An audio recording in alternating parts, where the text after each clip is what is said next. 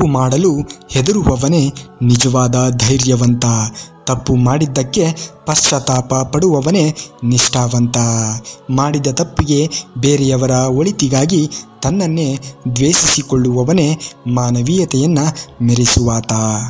ಫಲ ನೀಡುವ ಭೂಮಿಯಲ್ಲಿಯೇ ಬಿತ್ತನೆ ಮಾಡಬೇಕು. ಹಾಗೆಯೇ ನಮ್ಮ ಭಾವನೆಗಳನ್ನು ಅರ್ಥ ಮಾಡಿಕೊಳ್ಳುವವರ ಮುಂದೆಯೇ ಹೇಳಬೇಕು. ನಿನ್ನನ್ನು ಅಳಿಸುವವನು ಅಳುವ ಸಮಯ ಬಂದೇ ಬರುತ್ತದೆ, ಕಾದು ನೋಡು. ಏಕೆಂದರೆ ನಾವು ಕಾಲಚಕ್ರದ ಮಧ್ಯೆ ಜೀವಿಸುತ್ತಿದ್ದೇವೆ. ಬದುಕಿನಲ್ಲಿ ಏನೇ ನಡೆದರೂ ಒಳ್ಳೆಯದೇ. ವರ್ತಮಾನದಲ್ಲಿ ಏನಾಗುತ್ತದೆಯೋ ಅದೆಲ್ಲವೂ ಕೂಡ ಉತ್ತಮವಾಗಿಯೇ ನಡೆಯುತ್ತದೆ. ಮುಂದೆ ಏನಾಗುತ್ತದೆಯೋ ಅದು ಕೂಡ ಚೆನ್ನಾಗಿಯೇ ಇರುತ್ತದೆ. ಭವಿಷ್ಯದ ಬಗ್ಗೆ ಚಿಂತಿಸಬೇಡಿ. ವರ್ತಮಾನದಲ್ಲಿ ಜೀವಿಸುವುದನ್ನು ಕಲಿತುಕೊಳ್ಳಿ. ಜೀವನದಲ್ಲಿ ಸಮಸ್ಯೆಗಳು ಬಂದಾಗ ನಾವು ಯಾರ ಬಳಿ ಸಲಹೆಗಳನ್ನು ಕೇಳುತ್ತೇವೆ ಎನ್ನುವುದು ಬಹಳ ಮುಖ್ಯ. ಏಕೆಂದರೆ ದುರ್ಯೋಧನನು ಶಕುನಿಯ ಹತ್ತಿರ ಸಲಹೆಗಳನ್ನು ಕೇಳುತ್ತಿದ್ದ. ಆದರೆ ಅರ್ಜುನನು ಮಾತ್ರ ಶ್ರೀಕೃಷ್ಣನ ಬಳಿ ಸಲಹೆಗಳನ್ನು ಕೇಳುತ್ತಿದ್ದ.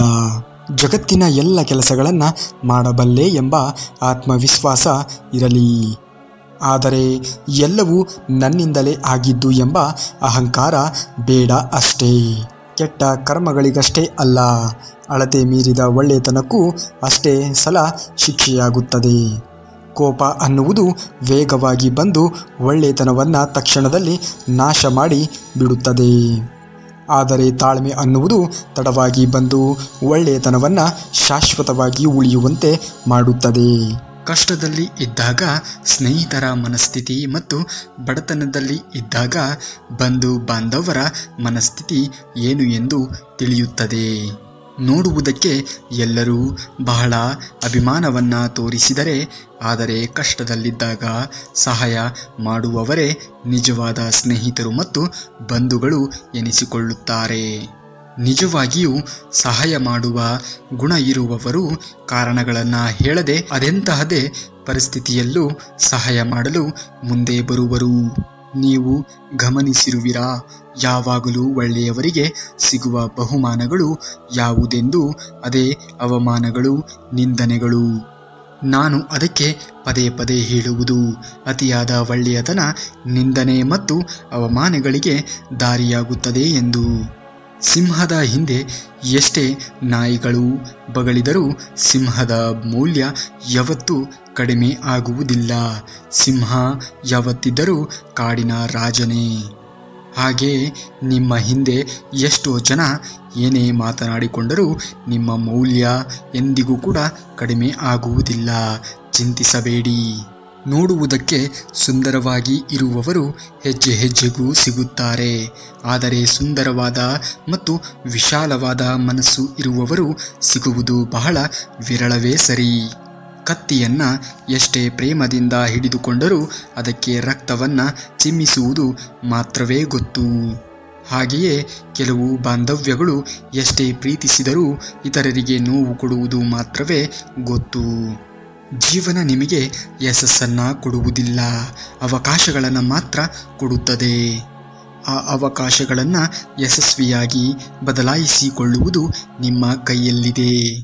ಜೀವನದಲ್ಲಿ ಯಾರನ್ನಾದರೂ ಹೆಚ್ಚು ಪ್ರೀತಿಸುವಿರಾ, ಅವರಿಂದಲೇ ಹೆಚ್ಚು ನೋವಿಗೆ ಒಳಗಾಗುತ್ತೀರಿ.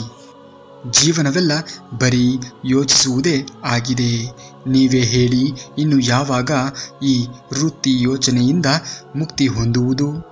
ಯೋಚನೆ ಎನ್ನುವುದು ಇರಬೇಕು. ಅದು ಮುಂದೆ ಆಗುವುದರ ಬಗ್ಗೆ, ಮುಂದಿನ ಜೀವನ ರೂಪಿಸಿಕೊಳ್ಳುವುದರ ಕುರಿತು ಯೋಚಿಸಬೇಕು. ಜೀವನ ಹರಿಯುವ ನೀರು ಇದ್ದ ಹಾಗೆ, ಹೊಸತನ ಇರಲೇಬೇಕು. ಏತಕ್ಕಾಗಿ ಬರೀ ಚಿಂತನೆಯಲ್ಲಿ ಮುಳುಗುವುದು? ಚಿಂತಿಸುವುದರಿಂದ ಯಾವುದೂ ಕೂಡ ಸರಿ ಆಗುವುದಿಲ್ಲ. ಆಗಿರುವುದನ್ನು ಸರಿಪಡಿಸಲು ಯಾರಿಂದಲೂ ಕೂಡ ಸಾಧ್ಯವಿಲ್ಲ. ಒಂದು ವೇಳೆ ಚಿಂತಿಸುವುದರಿಂದ ಸರಿ ಹೋಗುತ್ತದೆ ಎಂದಾದರೆ ಚಿಂತಿಸಿ. ನೀವು ಹೇಳಬಹುದು, ಹೇಳುವುದು ಬಹಳ ಸುಲಭ ಎಂದು. ಹೌದು, ಅನುಭವಿಸುವವರಿಗೆ ಅದರ ನೋವು ಏನು ಎಂದು ಅರ್ಥವಾಗುತ್ತದೆ. ಆದರೂ ಕೂಡ ಅದರಿಂದ ಹೊರಬಂದು ಮುಂದಿನ ಜೀವನ ಜೀವಿಸಲೇಬೇಕು. ಇದು ಪ್ರಕೃತಿಯ ನಿಯಮ, ಈ ಜಗತ್ತಿನ ನಿಯಮ. ಅತಿಯಾಗಿ ಯೋಚಿಸುವುದು ಒಂದು ರೀತಿಯ ಮಾನಸಿಕ ಸಮಸ್ಯೆಯೇ ಸರಿ. ಇದರಿಂದ ಅನಾರೋಗ್ಯ ಉಂಟಾಗುತ್ತದೆ ಹೊರತು ಯಾವುದೇ ರೀತಿಯ ಪರಿಹಾರ ಸಿಗುವುದಿಲ್ಲ. ಯಾವುದಾದರೂ ಒಂದು ಕೆಲಸದಲ್ಲಿ ಭಗ್ನರಾಗಿ ಏನು ಕೆಲಸ ಇಲ್ಲವಾದಾಗಲೇ ಹೆಚ್ಚು ಯೋಚನೆಗಳು ಬರುತ್ತವೆ.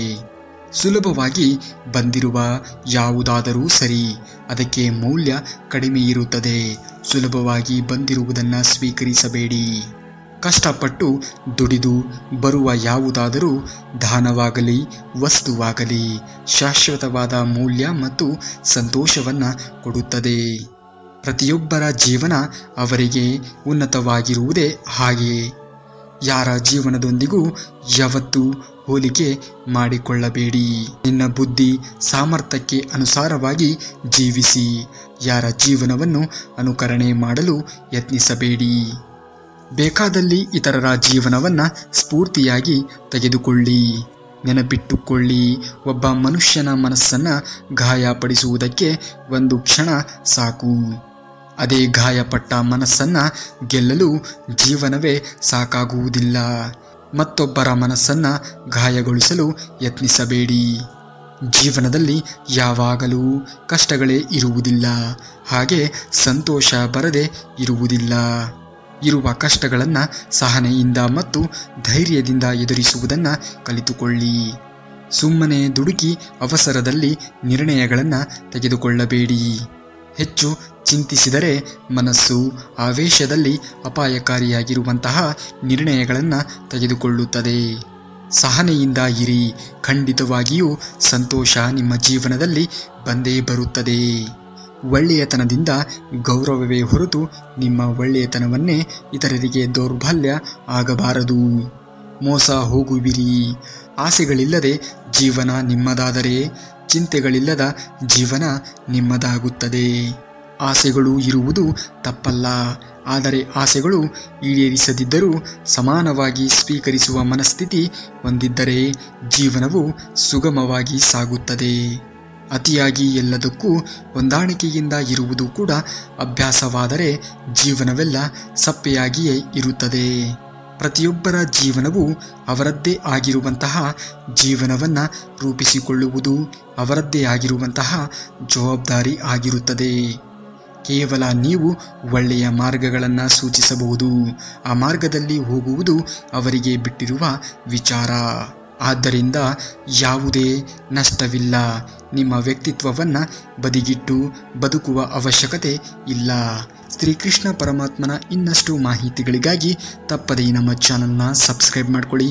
ಜೊತೆಗೆ ಈ ವಿಡಿಯೋಗೆ ಒಂದು ಲೈಕನ್ನು ಮಾಡಿ ಅಂತೇಳಿ ಹೇಳ್ತಾ ಮುಂದಿನ ವಿಡಿಯೋದಲ್ಲಿ ಸಿಗುವವರೆಗೂ ಧನ್ಯವಾದ. ಕರುನಾಡಿಗೆ.